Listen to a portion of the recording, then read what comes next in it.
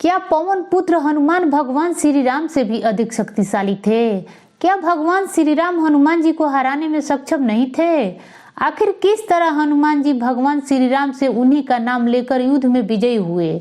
आइए जाने इस रोचक कथा को। आप देख रहे हैं भक्ति मन, तो चलिए करते हैं ज्ञान की बातें। यह तो हम सभी जानते हैं कि दशरथ नंदन श्री राम जी हनुमान जी के हृदय में बसते हैं। जैसे कि हम सब जानते हैं कि भगवान श्री राम स्वयं विष्णु के अवतार थे, वही पवन पुत्र हनुमान स्वयं शिव के अवतार थे। ये ऐसे में दोनों ही देवताओं का तुलना करना या उनकी शक्ति का गणना करना बिल्कुल ही व्यर्थ होगा। लेकिन अगर हम आपसे कहें कि पवन पुत्र हनुमान भगवान श्री राम से अधिक बलशाली और शक्तिशाली थे तो आप क्या कहेंगे? यह हम भगवान श्री राम और साथ ही पवन पुत्र हनुमान जी की शक्ति और मिले हुए वरदानों की गणना के अनुसार बता रहे हैं। दरअसल भगवान विष्णु के अवतार श्री राम स्वयं मनुष्य रूप में जन्मे थे। साथ ही विश्वामित्र जी से अनेकों प्रकार के शिक्षा और दीक्षा प्रदान की थी। तब जाकर उन्हें कई सारे अस्त्र शस्त्रों का ज्ञान प्राप्त हुआ। इसलिए उन्हें मर्यादा पुरुषोत्तम भी कहा जाता है, क्योंकि वह काफी विनम्र स्वभाव के थे। वही पवन पुत्र हनुमान जी अष्ट सिद्धि और नौ निधि के दाता कहे जाते हैं। उनके पास अष्ट सिद्धि यानी कि 8 प्रकार की अनेकों शक्ति के साथ साथ उन्हें अलग अलग देवी देवताओं से कई प्रकार के वरदान प्राप्त हुए थे। ऐसे में उनकी शक्ति की गणना की जाए तो बलशाली हनुमान जी स्वयं अपने आराध्य भगवान श्री राम से बल के मामले में अधिक शक्तिशाली थे। लेकिन हनुमान जी को जितनी भी शक्तियां बाद में प्राप्त होती थी वह सभी स्वयं भगवान श्री राम के नाम से होती थी। इसी के ऊपर एक कथा भी है दोस्तों। कहा जाता है कि रामायण के बाद एक ऐसा भी क्षण आया था जब स्वयं भगवान श्री राम और हनुमान जी के बीच घमासान युद्ध हुआ था।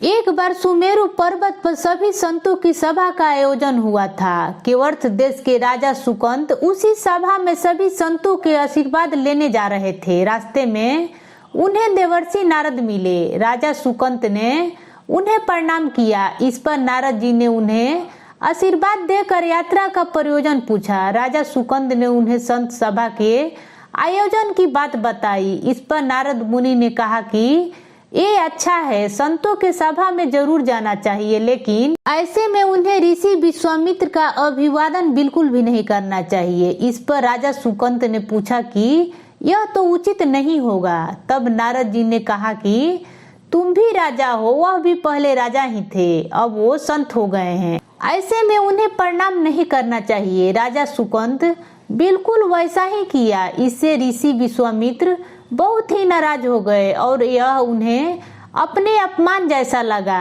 ऋषि विश्वामित्र वापस पहुंचकर भगवान श्री राम के सभा में पहुंचे, जहां भगवान श्री राम ने उनके आने के और अपमान का कारण पूछा। तब गुरु विश्वामित्र ने कहा कि राजा सुकंत उनका अपमान किए, ऐसे में राम हमें गुरु मानते हो, मेरे चरणों के सौगंध खाकर कहो कि राजा सुकंत का सिर मेरे चरणों में रख दोगे। तब भगवान श्री राम ने भी यही प्रतिज्ञा ले ली। वही दूसरे पल राजा को जब यह बात पता चला कि स्वयं भगवान श्री राम उनका वध करने आ रहे हैं, तब वह देवर्षि नारद के पास पहुंचे। नारद जी ने राजा सुकंत को यह सलाह दिया कि वह राजमाता अंजनी के पास जाए, वही उनके वध होने से बचा सकती हैं। ऐसे में वह उनके दरबार के बाहर रोने लगे। जब माता अंजनी रोने की आवाज सुनी तो उन्होंने उनसे कारण पूछा। तब उन्हें बताया कि ऋषि विश्वामित्र उनका वध करना चाहते हैं। ऐसे में माता अंजनी ने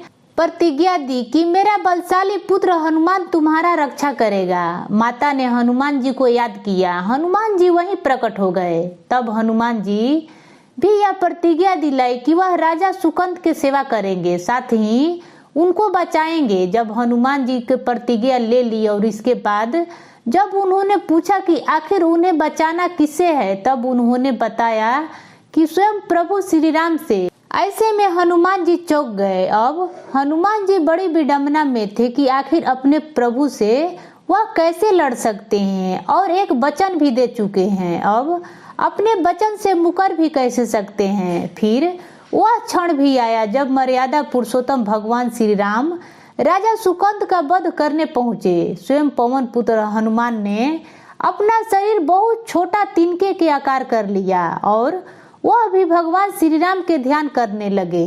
राजा सुकंद को एक चट्टान पर बैठा दिया। जब भगवान श्री राम ने राजा सुकंद को बैठा हुआ देखा तो उन्होंने कई सारे दिव्य अस्त्र उनकी तरफ छोड़ दिए, लेकिन उनकी आगे बिल्कुल कर्ण के आकार के बैठे हुए हनुमान जी बार बार भगवान श्री राम का नाम लिए जा रहे थे। जैसे ही दिव्य अस्त्र उनके पास पहुंचा, वह अपने आप नष्ट हो जाता था। भगवान श्री राम यह समझ नहीं पा रहे थे कि आखिर उनके सभी दिव्य अस्त्र राजा सुकंद से कैसे विफल हो रहे हैं। तभी उसी समय भगवान श्री राम ने एक ब्रह्मास्त्र स्वयं राजा सुकंद के पास छोड़ दिया।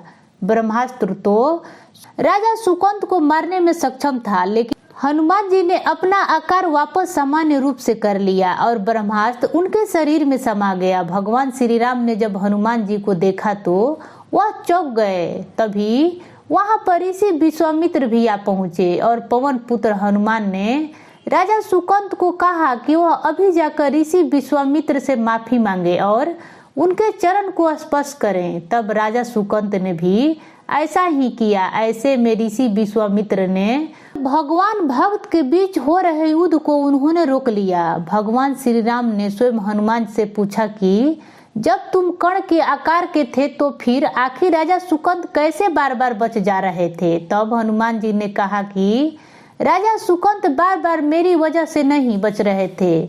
अनेकों दिव्य अस्त्र जो उन पर विफल हुए वो सिर्फ और सिर्फ आपके नाम के स्मरण के कारण हुए थे। वह बार बार आपके नाम का स्मरण कर रहे थे, जिस वजह से अपने प्राणों को बचा पाए।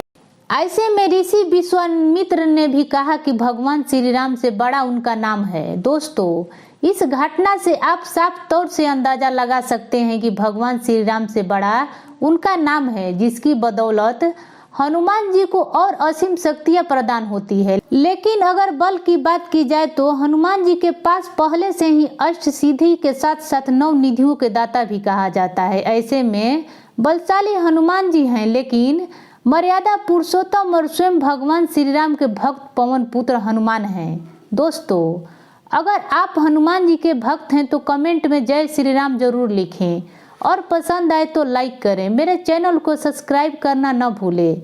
फिर मिलेंगे खास वीडियो के साथ, तब तक देखते रहिए भक्ति मन।